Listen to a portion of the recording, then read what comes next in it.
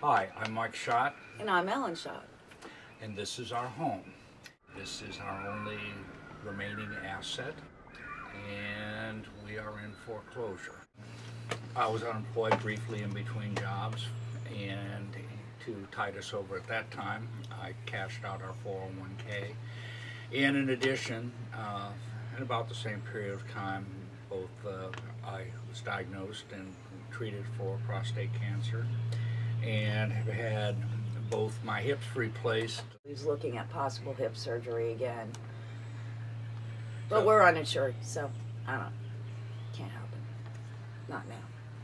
so all of this stuff added up to both a pretty crushing financial blow when it was happening, but with the ongoing recession, my job prospects are about nil, and I'm looking at probably having to take early retirement and just do odds and ends. We have no other life savings. This is our home. Our home is all we have, and all we have to pass on to our children.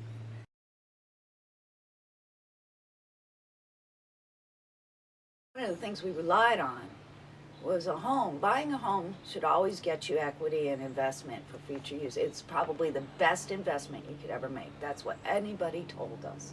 Most Home and secure. land, most secure. And here we are, it's going to take us over $400,000 if we had to rebuild it, and the home's only valued at about $280,000.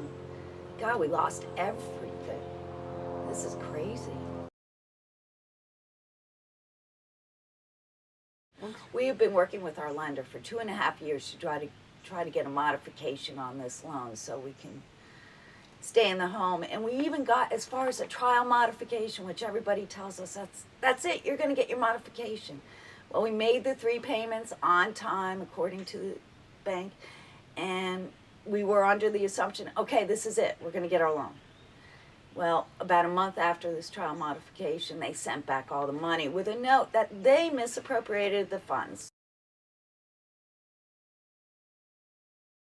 First foreclosure hearing in November 2010, and that was continued because of, quote, document issues.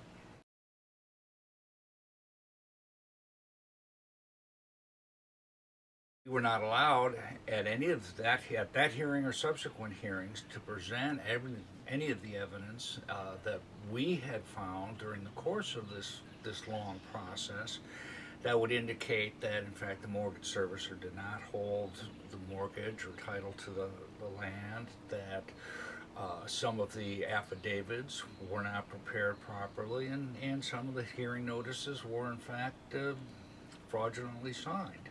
They're manipulating the law, abuse of due process, to try to get our home, to get all of the mortgage servicers' money out. But at the same time, to defend ourselves, we had to put up $3,500. They had to pay, I think it was $750.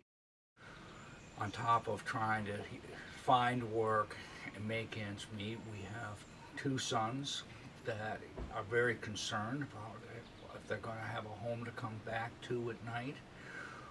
We're both, coming and going, trying to deal with all the stuff as well as earn a living. We don't see each other. We find ourselves, we feel, kind of giving short shift to our children.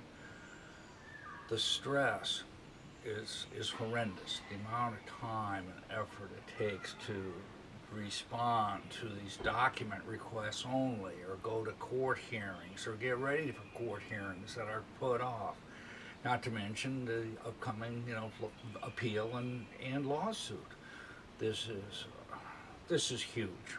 I mean, it's an incredible burden, and all we want is to live in the house we built. We want the American dream.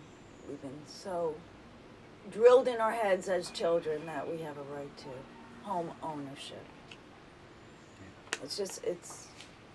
We're not stopping fighting, but it's getting further from our reach, and it's ridiculous.